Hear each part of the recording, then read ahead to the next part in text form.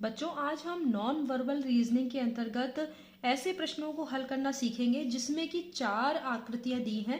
उनमें से 3 किसी एक निश्चित क्रम को फॉलो कर रही हैं, लेकिन एक आकृति भिन्न है। हमें उस भिन्न आकृति को पहचानना है और वही हमारा राइट आंसर यानी सही उत्तर होगा। तो चलिए इसको देखते हैं।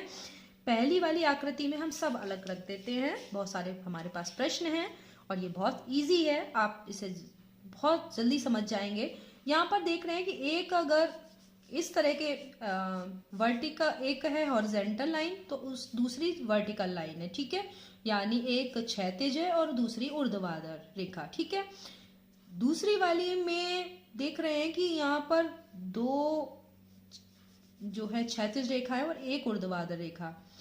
यहाँ पर देख रहे हैं 2 क्षैतिज 2 ऊर्ध्वाधर रेखा, यानी 2 जो है वो हॉरिजेंटल लाइन है, 2 वर्टिकल लाइन। यहाँ पर 3 हॉरिजेंटल लाइन 3 वर्टिकल लाइन। तो यहाँ पर ये देखिए, ये वाली इसमें कुछ क्रम आपको दिखाई दे रहा होगा, कोई पैटर्न दिखाई दे रहा होगा, यानी एक हॉरिजेंटल एक वर्टिकल, ठीक है। यहाँ पर 2 हॉरिजेंटल 2 वर्टिकल, यहाँ पर 3 हॉरिजेंटल 3 वर्टिकल। लेकिन यहाँ पर आपको देख रहे हैं कि यहाँ पर 2 हॉरिजेंटल लाइन तो दिख रही हैं, लेकिन वर्टिकल लाइन सिर्फ एक ही है। इसका मतलब है कि यही भिन्न आकृति है जो कि इनके जो ये 3 क्रम को फॉलो कर रही हैं आकृतियां, इनको ये वाली आकृति फॉलो नहीं कर रही। तो आपकी भिन्न आकृति कौन सी हो गई? दूसरा वाला विकल्प। दूसरा विकल्प गलत है, तो यही आपका राइट आंसर है, ठीक है। तो इस तरीके के प्रश्न आपको करने हैं कि 4 आकृतियां आपको दी होंगी, उनमें से एक कोई ऐसी आकृति होगी जो कि अन्य के नियमों को फॉलो नहीं कर रही होगी, उस क्रम में नहीं होगी, उस नियम को नहीं बता रही होगी। तो वही आपको छांटनी है, वही आपका राइट आंसर है। तो आप समझ गए होंगे। अगला वाला हम प्रश्न करेंगे तो आपको और समझ में आएगा। चलिए, आप इस वाले में जरा थोड़ा सा सोचिए कि क्या होना चाहिए। यहाँ पर एक त्रिभुज है, ठीक है। अब मैं थोड़ा सा आपको हिंट देती हूँ। त्रिभुज में कितनी भुजाएं होती हैं? 3। और यहाँ एरो कितने हैं? 2, ठीक है। थोड़ा सा आपको हिंट मिला होगा। और यहाँ पर एक चतुर्भुज है, चतुर्भुज में कितनी भुजाएं होती हैं? 4। एरो भी कितने हैं? 4। यहाँ पर एक चतुर्भुज है, एरो कितने हैं? 3, यानी भुजाएं 4 और एरो 3। और यहाँ पर एक पंचभुज है, यानी भुजाएं हैं आपकी 5 और एरो है 4, ठीक है। तो आपको अब आप समझ गए होंगे, इतना हिंट काफी है कि यहाँ पर 3 भुजाएं 2 एरो, यहाँ 4 भुजाएं 3 एरो यानी एक कम, और यहाँ 5 भुजाएं 4 एरो। तो गलत कौन सा है?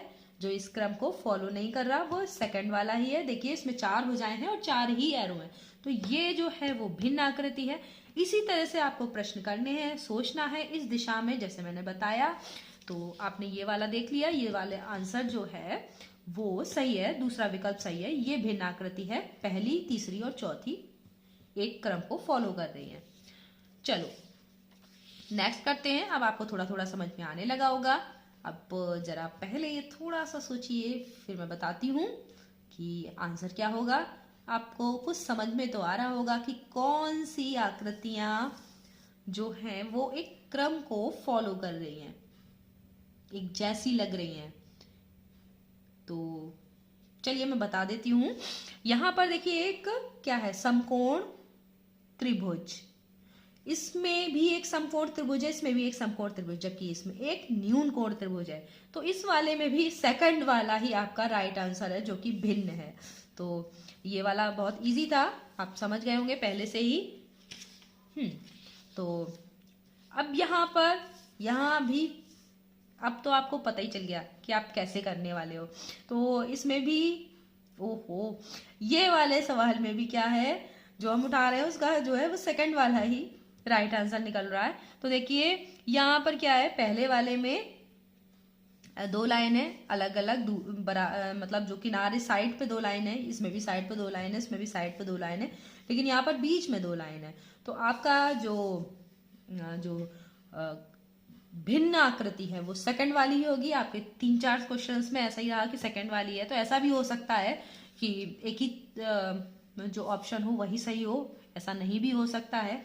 ये कोइंसिडेंस है जो ऐसा हुआ। अब हम देखते हैं नेक्स्ट क्वेश्चन।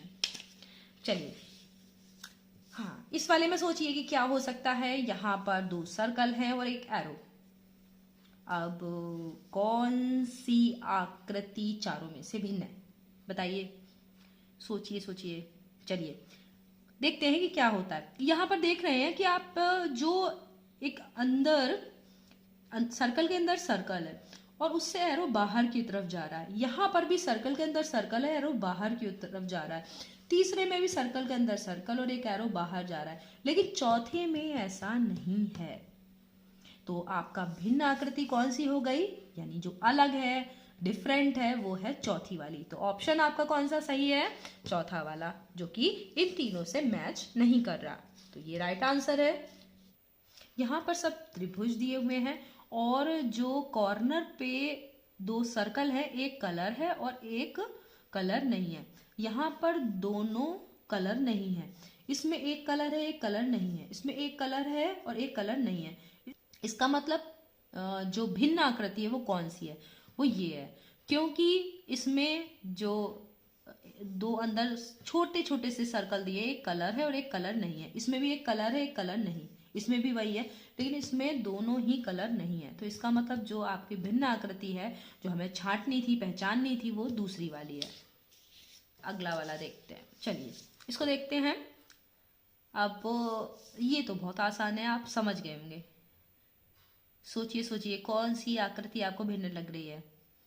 सब ने आपने आंसर ढूंढ लिए होंगे। चलिए फिर से हम लोग इस पर डिस्कस कर लेते हैं कि हम आपका उत्तर सही है कि नहीं। यहाँ पर देख रहे हैं कि एक आकृति है जो कि ओपन है, खुली हुई आकृति है। यहाँ भी एक खुली आकृति दिखाई दे रही है, यहाँ भी एक खुली आकृति है, लेकिन ये जो तीसरे वाले में है एक बंद आकृति है। तो ये चीजों को ये फॉलो नहीं कर रही, ठीक है।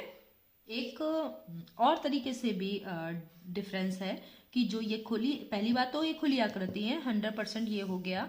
और इस ये तीन भुजाओं से बनी खुली आकृति, ये भी तीन भुजाओं से बनी खुली आकृति है, ये भी तीन भुजाओं से बनी खुली आकृति है, लेकिन इसमें 1 2 3 4 है और ये एक बंद आकृति है। तो 100% आपका तीसरा वाला जो पिक्चर है, जो आकृति है, वो शेप जो है वो भिन्न है।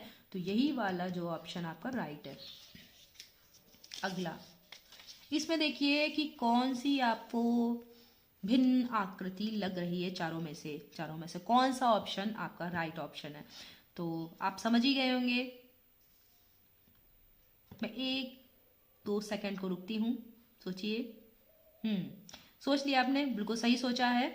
ये 4 भुजाओं से बना हुआ एक चतुर्भुज है, ये भी 4 भुजाओं से बना है, ये भी 4 भुजाओं से, लेकिन ये 5 भुजाओं से बना है। तो आपका राइट जो ऑप्शन है, यानी आपका उत्तर, वो भिन्न आकृति होती है जो कि तीनों से अलग होती है। तो यही वाली तीसरा वाला आपका राइट ऑप्शन है। इसमें देखिए, इसमें कुछ लेटर्स लिखे हुए हैं और सब में लिखे हैं। तो क्या कोई तीन किसी क्रम को फॉलो कर रहे हैं और चौथा नहीं कर रहा? वो चौथा कौन सा है, सोचिए। ये है KIT। अब तक तो आपने सोच भी लिया होगा। TIK, ITK, IKC। अब मेरे बोलते ही आपको समझ में भी आ गया होगा।